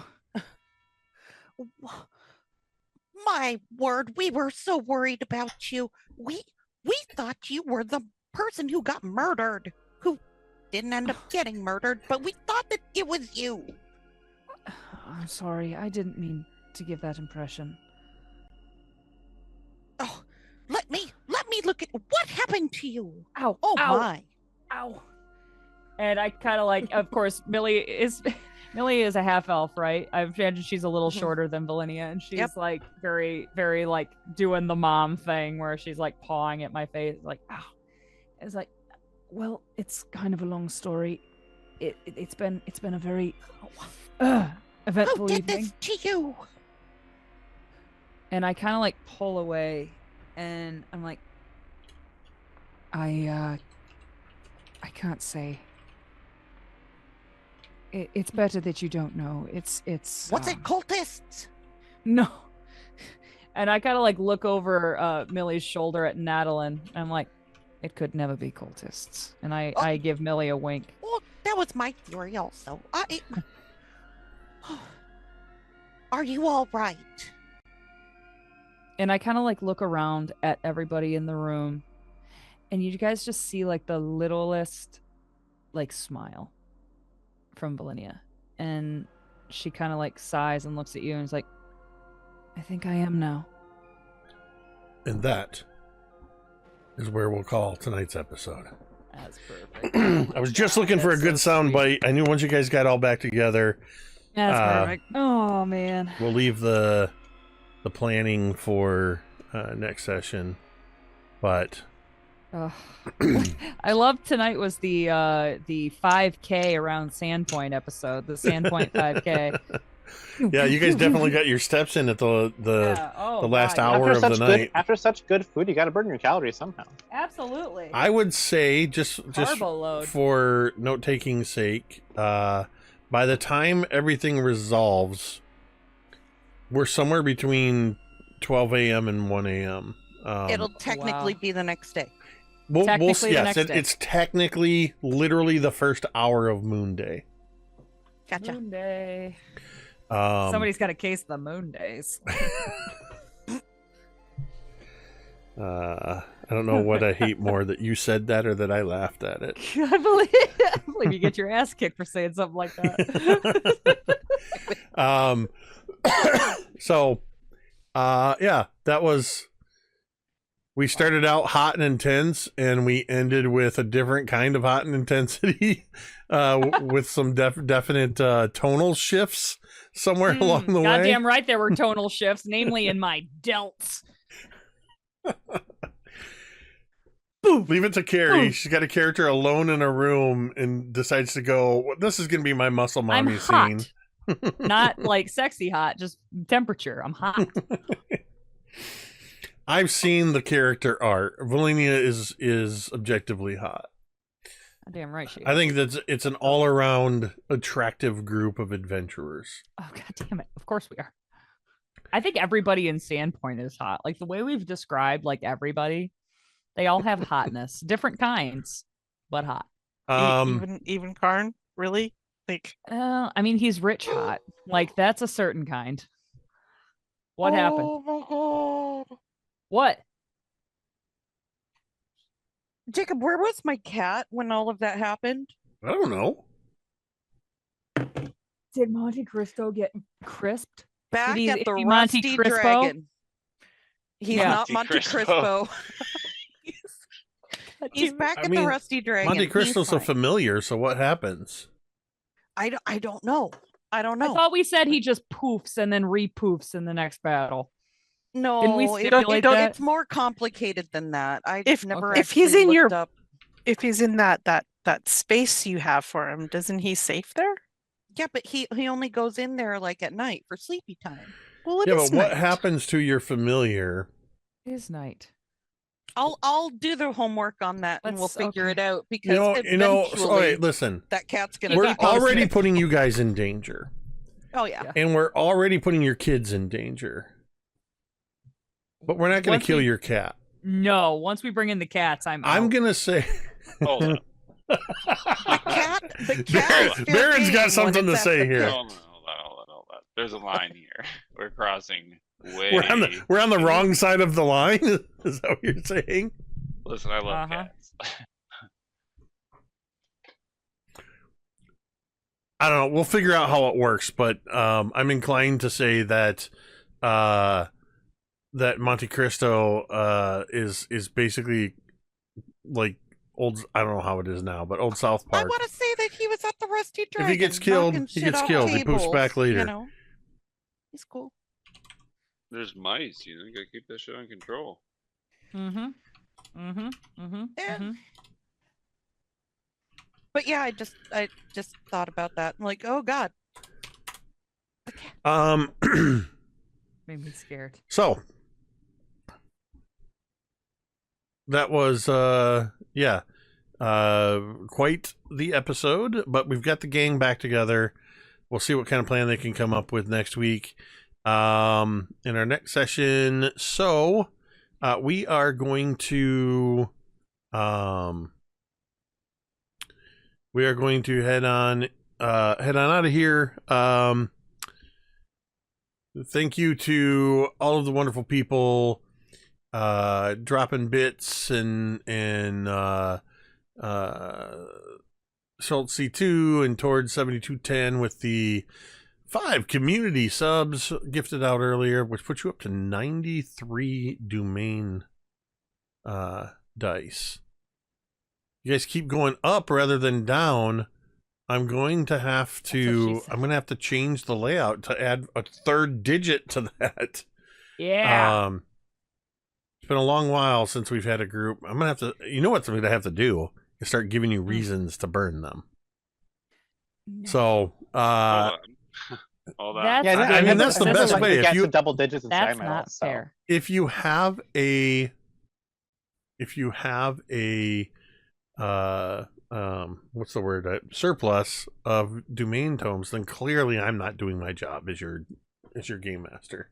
That's not true. I think you're doing a great job. I think you're perfect just the way you are. I mean, that's great. I appreciate that. I'm still going to turn this threat level dial up. Okay. God damn. Well, we could just be respecting the narrative that you and the dice are telling us. I agree. As Baron every time. says, the dice tell a story.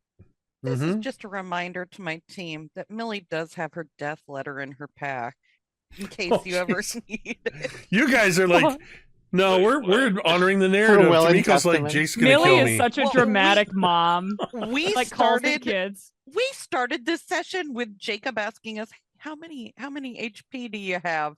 Yeah, that's and me quickly deflating and realizing I'm so soft. how significantly more squishy I am than everybody else. The only person on the team more squishy than me, Monte Cristo. Could you imagine Monte Crispo? Monte Crispo, indeed. Could you imagine if the Sandpoint Devil, when you faced it at the beginning of tonight's session, wasn't even at full power? So I'd like to thank everybody hanging out in the chat tonight. Love seeing that. Love seeing the interactivity of everybody. I don't always get to watch chat, but it's fun seeing everybody there and conversations happening, and of course, the amazing, wonderful players who are the ones that are guiding these tonal shifts in a wonderful way. This is one of those games where I like this kind of campaign because yes, we're running out of a module, but we're still playing the game the way we want. And I definitely listen. If I wanted to put you guys on rails, if I laid down rail to try to railroad you, I think you would not recognize the rails, and I think you would go as far away from the rails as you could. So I don't even try. Loot the rails. Be like, those rails are made of good iron. We can sell got that. some material for you. Rip them up. Rip them up. Got So- an idea for a railing for my new store. No, it's I love you guys. I love your characters, and I will be sad if and when I do kill one or more of them. You're not gonna. But Fine. I take that as a personal challenge. But Not everybody has to be Vi, Jake. There's different flavors. I was about to Two say backups. something, but Yeah. Kaeryn said it for me. So So with that, I want to say, as always, a huge thank you to Vi, Kaeryn, Tamiko, Cari, and Baron, without whom this would just be me talking to myself for a couple hours. With that, we're going to go ahead and end this stream the same way we end every stream, and you can say it with me if you want. MTD. Oh, Darren, where is that?